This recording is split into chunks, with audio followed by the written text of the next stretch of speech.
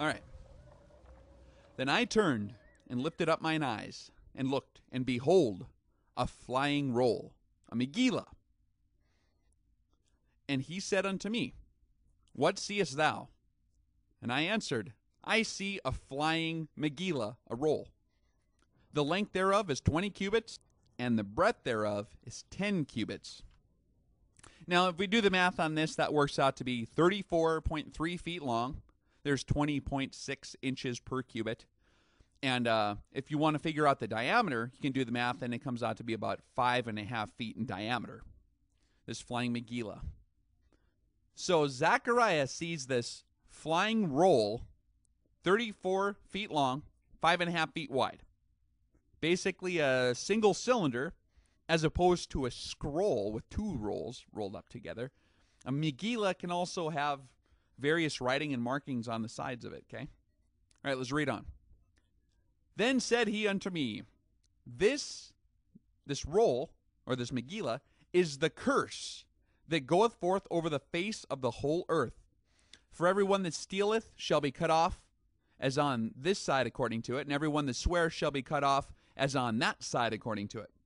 I will bring it forth, saith the Lord of hosts, and it, this flying roll, shall enter into the house of the thief, and into the house of him that sweareth falsely by my name.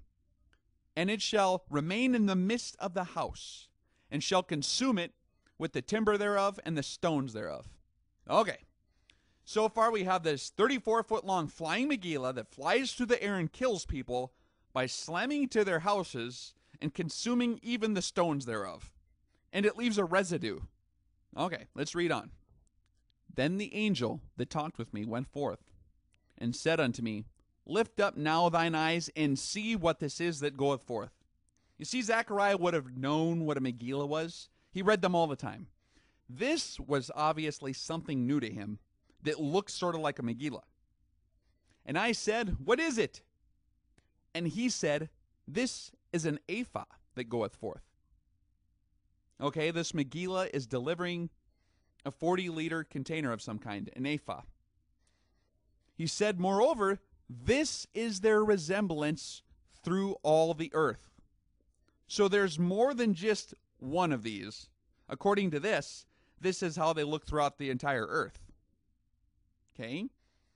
This is where it starts getting really, really interesting. And behold, there was lifted up a talent of lead. And this talent of lead that was lifted up is an Isha, not a woman, but a fire offering, that sits in the midst of the ephah, the 40-liter container. So, in the original Hebrew here is an Isha, a fire offering, that is a round, heavy weight of metal, translated back in 1611 as lead, that sits in the midst of a 40-liter container. That's weird. Okay, let's read on a little more. And he said, This is wickedness. And he cast it into the midst of the ephah, and he cast the weight of lead upon the mouth thereof. Okay, now this is getting scary. Zechariah is detailing the detonation of the atomic trigger of a thermonuclear warhead. In the Hiroshima fission bomb, you had two subcritical masses of fissile material that were imploded into each other using conventional explosives, which triggered a nuclear reaction. Okay, a plutonium bullet was cast into the mouth thereof of a larger mass of U-235 using TNT to achieve critical mass. There's no Hebrew word for uranium-235. So the closest possible way Zechariah could have described this would have been as lead. Uranium actually turns into lead as it encounters radioactive decay. This fission device Zechariah described here itself is an atomic bomb, the likes of which is also available to be used as the atomic trigger for larger thermonuclear fusion bombs like the H-bomb. Also, nuclear warheads are typically encased in lead or beryllium to contain stray neutrons during detonation and also protect the handlers that come close to the weapon. But that's not all. It goes on even farther. I think it's verse 9 here. Then lifted I up mine eyes, and looked, and behold, there came out 2 Isha fire offerings.